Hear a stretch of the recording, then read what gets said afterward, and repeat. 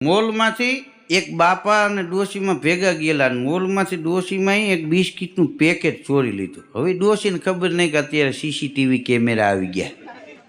હા, તો બહાર નીકળ્યા, પકડાઈ ગયા.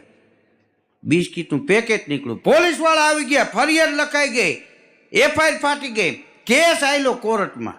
બાપા અને ડોશીમાં બે ગયા. બાપા તો આમ છેટા ઊભા હતા, ડોશીમાં પિંજરામાં ઊભા રાખ્યા.